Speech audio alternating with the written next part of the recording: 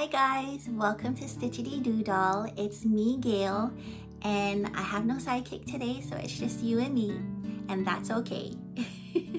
So in this episode, this is my final episode. I'm wrapping up my projects that I have made during the past 3 months, and these are the rest of it. I have no more to show you except for moving forward, and I have quite a few dolls to share with you, so let's just get right into it. My first doll comes from Crochet Confetti, which is no surprise to many of you. As you folks know, if you've been around here for a while, I am addicted to crochet confetti patterns, so it's natural that it's going to make its appearance quite frequently. Irina, Moilova, the designer behind Crochet Confetti, she has an Instagram account where she has a plethora of freebie mini patterns. I keep a collection of Crochet Confetti mini freebie patterns on my Instagram account. I think I counted about 13 total patterns that she has available. There's one of them that she's done previously that I want to make for this upcoming holiday season, and it's the gingerbread man. I've made 3 other freebie mini patterns of hers previously, including the frog pattern, the little girl with the headband pattern, and also the little teddy bear. But this time around, I chose the mushroom pattern. And here's how she came out. Now, unlike the other mini patterns, this one is the first pattern that I've made where the top or the hat is actually removable. So she's actually bald underneath here. So I can easily just pull the strap and it comes off, and then you can tie it back on. But I love Irina's style, how she has these super long ties.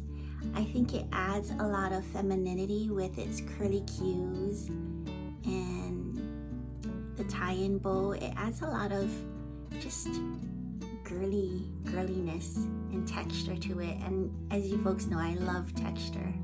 Now, if you use a thin yarn and a small hook for these patterns, you can actually get it super small, and it would look great for your bigger dolls for accessories. Like, I have this one propped up against a larger regular human doll, and it looks like it's her little teddy bear.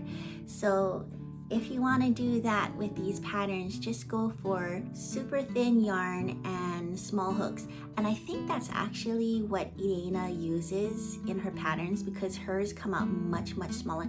I think this is more true to size to what Irina comes up with, but I tend to use thicker yarns and larger hooks, so mine's come out much larger than hers. I super love the way that she came out. She is so super cute, and mushrooms are really popular, especially if you're into the fairy tale type characters and things. I also love the color choices that I made for this. For the little mini patterns, I tend to pull out of my scrap yarn stash, and I chose these colors, and it was just a happy accident. It came out super cute. I love the way that it came out. I didn't have red in my scrap stash. I also love the tiny little white dot details on the top of the mushrooms, like a toadstool. Super cute.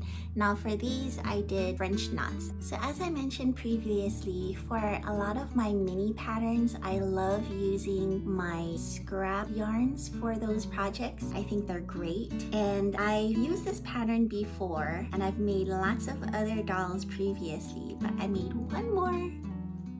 And this is a little mini pocket pattern by Zess Crochet. I think it's called Ginette, little mini pocket dolls. I'll have everything linked down below. And now she's added to the collection, and unfortunately we are not allowed to sell these dolls or any of the dolls that we make from Jessica Zess's crochet patterns or Zess Crochet patterns, but we are allowed to gift them and donate them, and that's what I intend to do. So this is gonna go to my charity of choice here locally.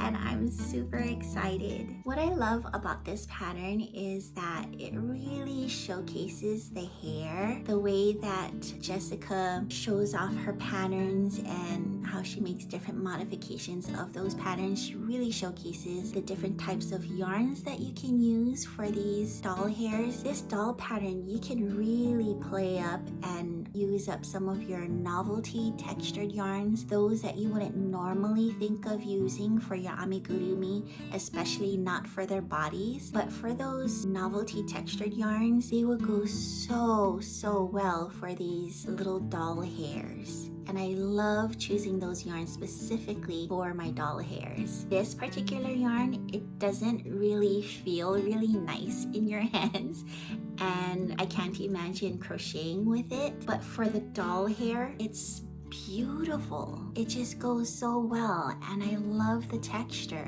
I love it so much. Now, as I had mentioned before, these patterns are great for scrap busting. I did use my scrap yarns for this doll, as I have for my previous dolls as well, the little mini Ginette dolls. They're just so perfect, and I'm trying to work through them, and my yarn just, it doesn't seem to budge, because these guys, they don't use much. It doesn't seem like my yarn scraps are going anywhere, but they are.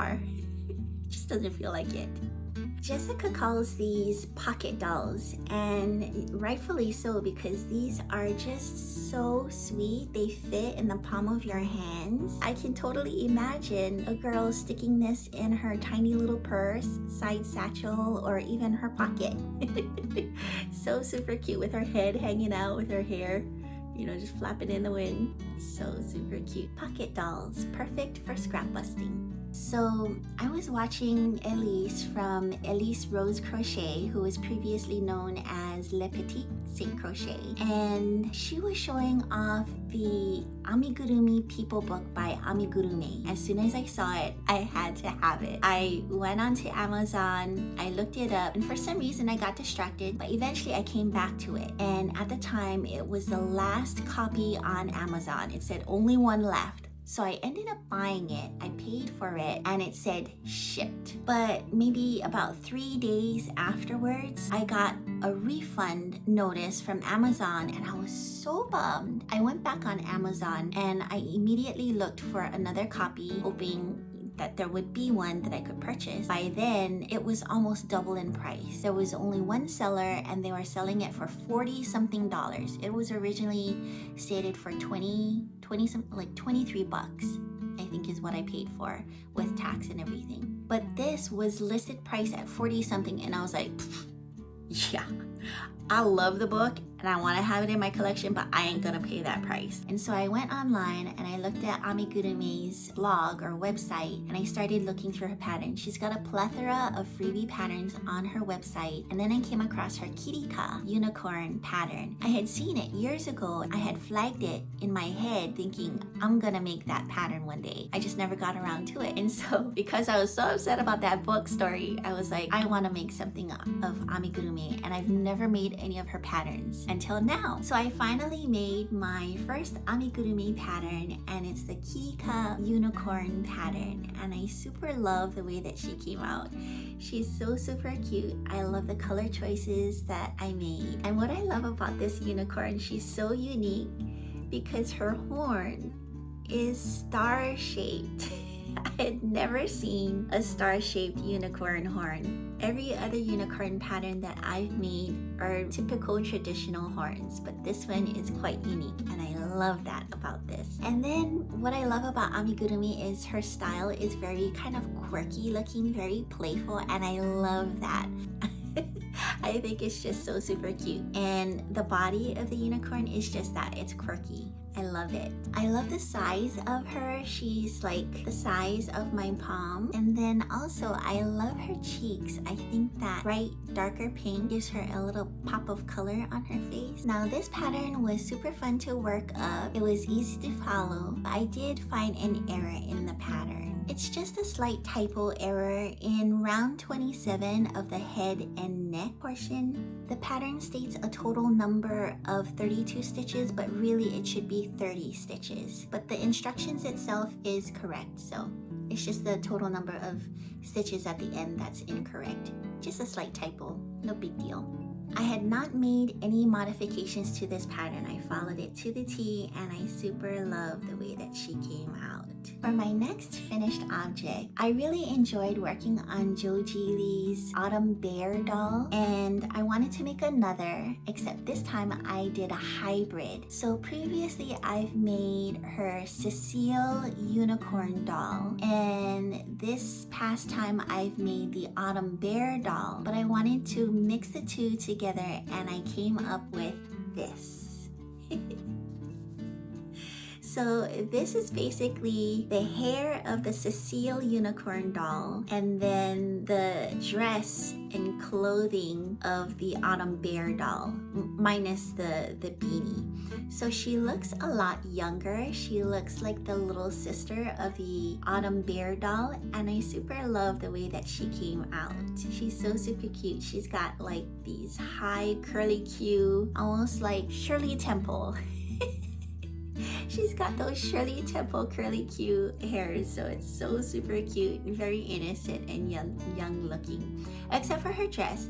Now, I did mention modifications of what I would do for the Autumn Bear doll, and I had forgotten to do it for this doll as well, so she is a little exposed, so I'm gonna have to figure out something, maybe put in a third button. I did not modify it like how I should have, but I super love the way that she came out. She's so super cute. I'm not sure if I had mentioned during the Autumn Bear doll, but these clothes are removable, so you can take them off and dress her. And I love when clothes are removable because then it makes the doll interactive so that the little child can feel like they're actually playing with the doll, playing dress up doll. Remember what I was talking about with Crochet Confetti's little mini freebie patterns, how you can use a thin yarn and a small hook to make these tiny little things? You can use them as props for your dolls, and this is what I'm talking about. The size of these little miniature dolls and the size of your regular girl or boy dolls, they would look so super cute as props. This pattern was easy to follow. I did not use the hair for the Autumn Bear doll, which is where I found an error. If you want to watch that, you can watch my other previous video where I talk about that. But for this particular hybrid doll, I did not encounter any errors whatsoever.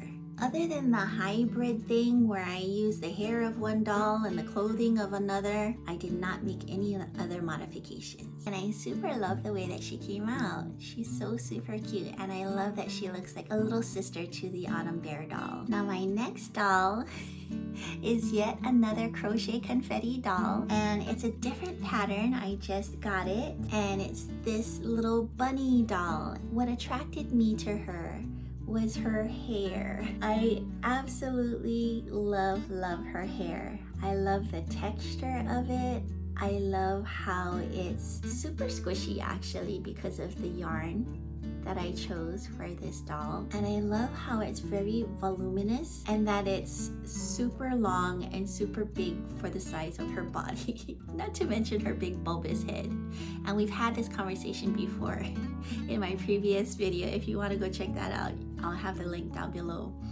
But I talk about how I love big, misproportioned things when it comes to dolls, and that's what her hair does for me aside from her head. For this pattern, I wanna just make a little word of caution. Just make sure you pay attention to the pattern change between rounds 4 and 5 of her dress. I love using novelty textured yarns for my doll's hairs because it gives it such interest, but the downside to using yarn like these, if you're going to be adding appendages like ears for this instance, if the hair is already attached on, it's really difficult to see your stitches underneath to know where to sew and put your needle through.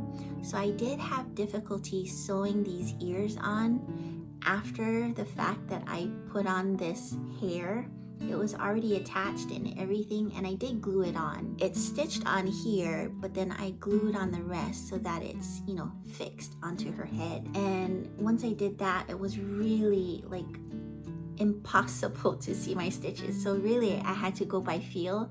I just had to stick the needle into the head wherever it could go in order to sew it on. So that is one word of caution. You won't have that issue if you don't have, you know, things to sew on where the hair is, but in this particular case I did. For her infinity scarf, I did double strand with a regular 4-weight yarn here, but I also used a much thinner yarn, the one that I use for her legs and her ears.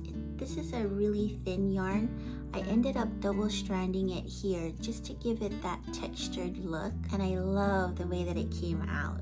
I should be doing that more often, but oftentimes I do things like this and I forget, but I love this look. I wish that I would use this technique a lot more often. I love it because it gives much more interest when it pops against the solid color of her dress. I love textures. Big fan of textures. Oh, and then I also love how the legs and the ears are kind of mismatched. Like one leg is striped and one leg is solid, and so are the ears. And I would love to do that more often as well in my dolls, but I don't unless I see it on the pattern. Now for this pattern, funny thing, it's really odd and I can't explain it, but for her legs, I had to add quite a few more rows to the striped leg. So it's got a few more rows more than the solid leg, just so that they can look like, you know, they're even. And I'm guessing when I do striping, maybe I crochet tighter. That's the only explanation that I can think of as to why I had to add so many more rows to her legs.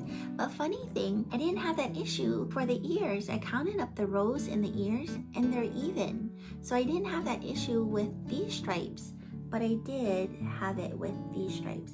So the only thing that I can explain for that is these are thinner stripes. I had to do a lot more color changes, and it's a smaller area to go around and round, versus these are wider stripes. I'm not sure. I wasn't about to have one little gimpy short leg and one regular size leg, so I did have to improvise and just add more as I went along. Just wanted to make mention of that. If you happen to have the same issue like me where you're a super tight crocheter, add more rows, because you know, otherwise you're gonna have one short leg and one long leg. As for modifications, I did do my own thing for the arms. Irina does have a little bit of shaping for her arms, but I just make it the same straight all the way through, and I did not stuff the arms, so it is empty, but it looks perfectly fine. Other than the modifications of the striped legs having to add rows, I did not make any other modifications. I followed everything else to the T, and I super love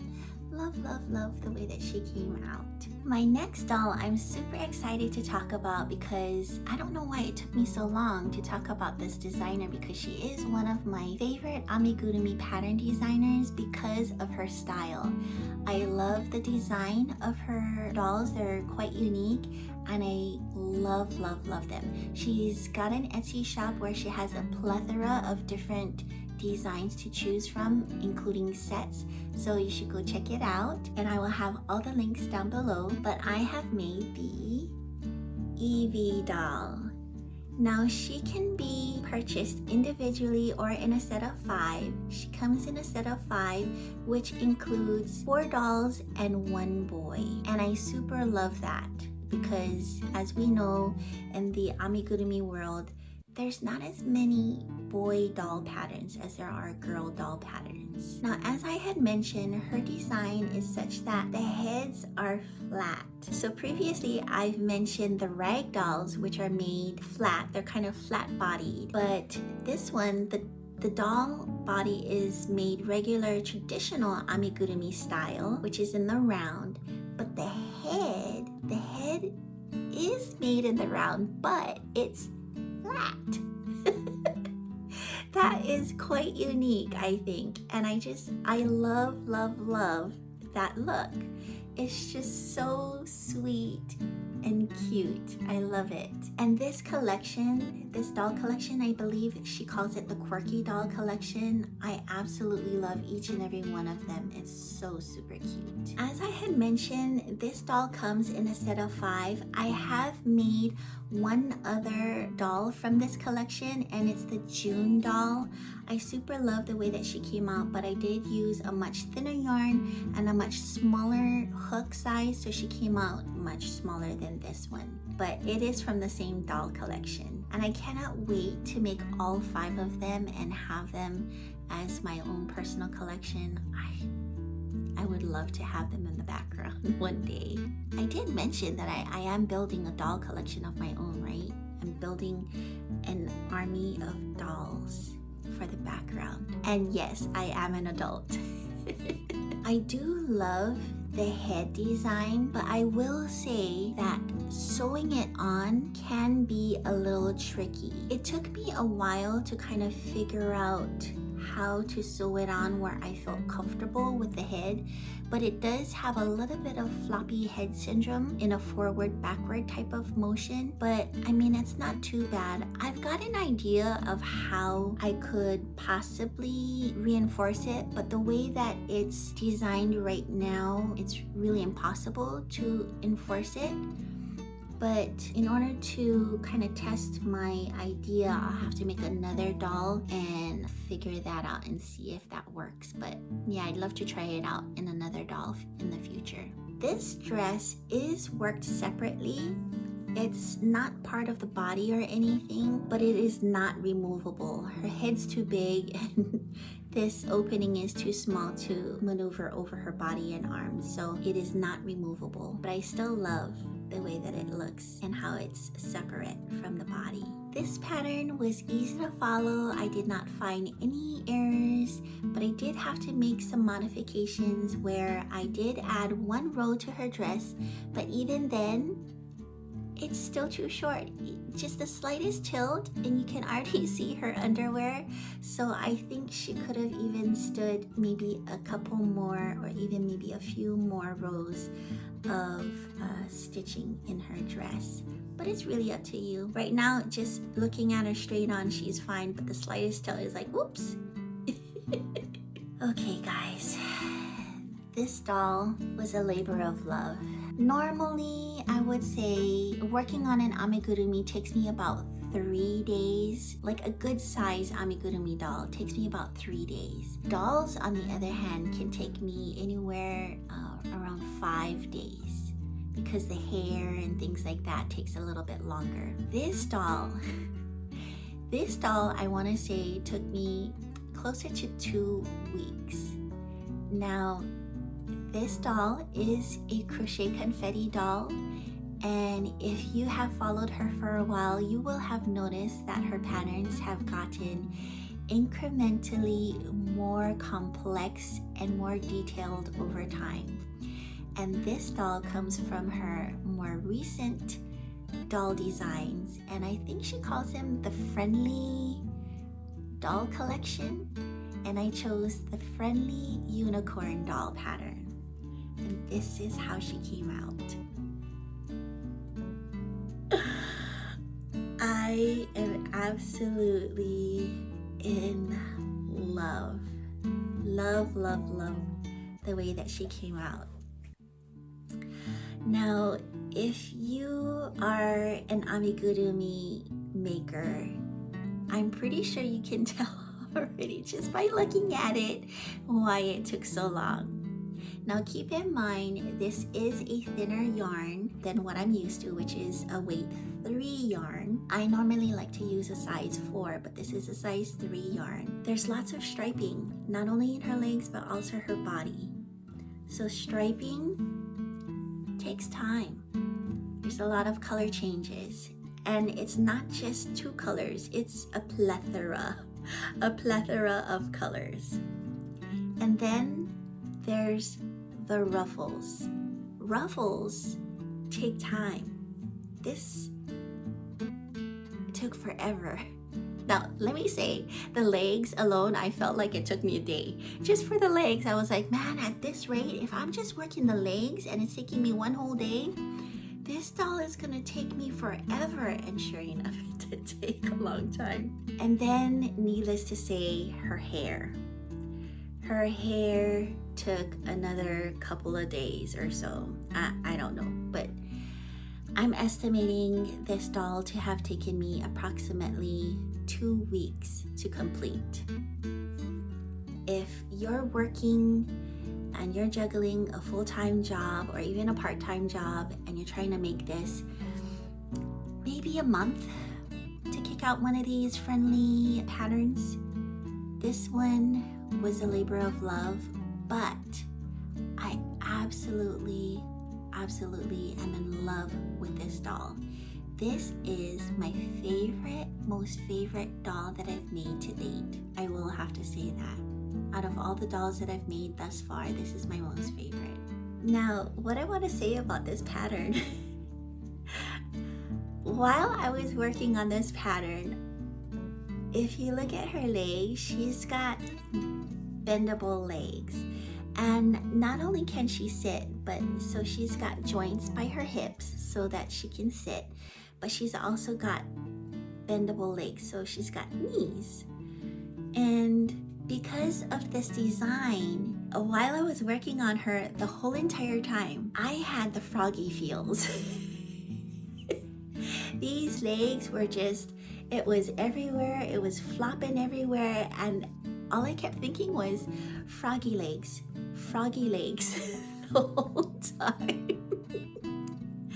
But you know what, after she's all said and done, I absolutely love the idea of these bendable legs, not only at the hips but also at the knees, because all of my other doll patterns don't have this. This is the first doll pattern that I've used thus far that have knees built into them, and most of my other dolls, they can sit, but they're straight-legged. This one sits nicely where her legs dangle down, so I really love that aspect. She's so super cute. She's a great shelf sitter. Unlike the others, they're more like a table sitter. But these legs, they dangle off the edge and it's super nice. I love that look. There are so many details. Like, Irina is really good about details in her dolls, all of her doll patterns. But this one, she has really outdone herself. Like, these ruffles in her dress are just absolutely just gorgeous, and I love the layers of colors and the texture. I just absolutely love it. And then her hair, I love that they're super long and luxurious. It adds so much texture. And she's a unicorn. A common theme that I had throughout this pattern was I kept running out of yarn. I just could not figure out for the life of me how to keep my yarn in stock. So when I purchase yarns, I usually buy only one ball or one skein of yarn of whatever color it is. And when I started on this pattern, I started off with 50-gram balls of yarn, and I just went to town. I didn't think I was gonna run out. I was just going to town, and can you imagine running out of yarn working on this pattern? I think I'd cry. So because I kept running out of yarn, I kept having to improvise by adding more colors. So if I ran out of a purple, I would look at my stash of the same type of yarn for maybe another shade of purple. Or for the pink, for instance, another shade of pink. Or the blue, maybe another shade of blue. That's what I had to do. So let's say that Irina first started off with maybe 6 different colors.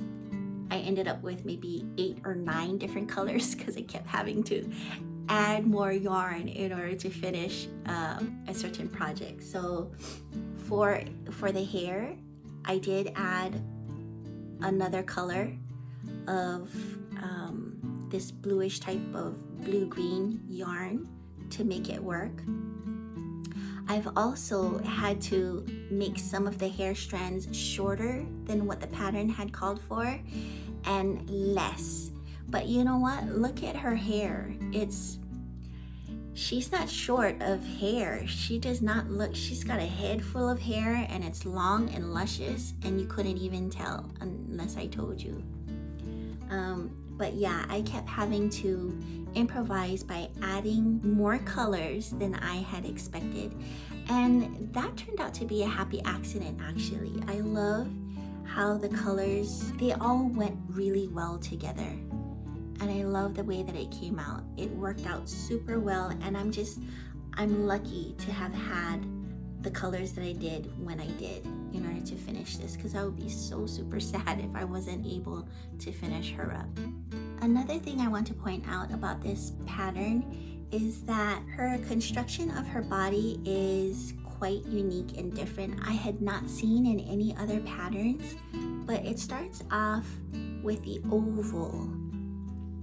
Oval meaning a chain, and you work around both sides of the chain. And I super love that look. I actually had that idea. I wanted to start off a body for the doll with that look because I was thinking it'll have a flat bottom that it can sit. And that's exactly what this does. It's a shelf sitter. It's perfectly flat on the bottom, and she's got legs that, you know, bend at the hips and also at the knees. Now she perfected this pattern. Absolutely wonderful. So this pattern made for sitting, shelf sitting. She's a shelf sitting doll. So super perfect. And again, as I had mentioned before, Crochet Confetti's patterns are, in my opinion, I think geared more towards doll collectors as opposed to girl play dolls. Unless she's like a dainty doll player. But I can't imagine for little ones like grabbing the arms and dangling it and swinging it by the arms or even by the hair. I mean, just simply for the fact that if someone were to make this doll, they'd have to really price it high in order to make it worth their time, because it's so time consuming to make one of these dolls. I'm definitely not selling this. This is definitely for my personal collection. Now, although this pattern looks complex, I found it easy to follow. Although I will say that some people may have a harder time with starting off with a chain and then crocheting on both sides. Some people might have difficulty with that, but if you can get past that, it's pretty much straightforward, I think. And as I mentioned, she is time consuming, but so worth it for me. So if you're not down with the idea of spending countless hours and days on a same project, maybe this might not be for you. But I think there was enough color changes and things changing that kept me interested, because oftentimes when I work on a project, sometimes I get bored midway and then it ends up being abandoned and becomes a UFO, an unfinished object. But this one, it kept me interested, and I started it and I finished it, and I was so happy. I didn't squirrel with any other projects. I stayed with this one, and I'm super happy with finishing her. Super love the way that she came out. So if you were to work on this project, my best advice is just enjoy the process, because it's gonna be a while. I did find, this is my first error that I found in any of Crochet Confetti's patterns. I've made a plethora of Crochet Confetti patterns, but this is the first where I've actually encountered an error, and it's in the horn.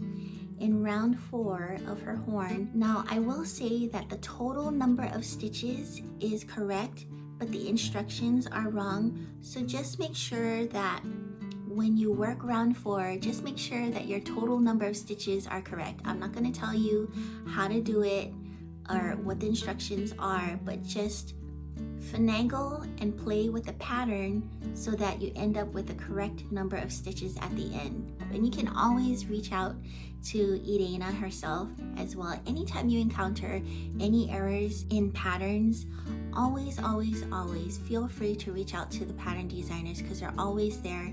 They're always helpful, and that's what they're there for. If I haven't said it before, I am absolutely in love with the way she came out. I'm super happy. and she's going to be a permanent addition to my personal doll collection, which, you know, of course, is going to be passed down to Miko eventually anyway. Thank you so much for watching today's video, and thank you so much for enduring 4 long videos of trying to get through all of these dolls. I hope that you found something that caught your interest. I hope that you found inspiration, or that Miko and I entertained you. If we did, please give us a like. And if you enjoyed all 4 videos, please consider hitting that subscribe button. We'd love to have you join our family. Now, moving forward, I know that I've been trying my best to crank out videos every week, and that's just so that I could play catch up because I was trying to show all of my projects from the previous 3 months. But moving forward, I want to get back to my regular schedule of every 2 weeks of crochet podcasts. So my crochet podcasts will be back to every 2 weeks, but if I have any other video content, I will have them in between, so you may get some additional content there, so be on the lookout for those. But thank you for watching, and we appreciate you taking the time to join us and watching us and supporting us. So we hope to see you in the next one. Bye. Which is really, I mean, true story.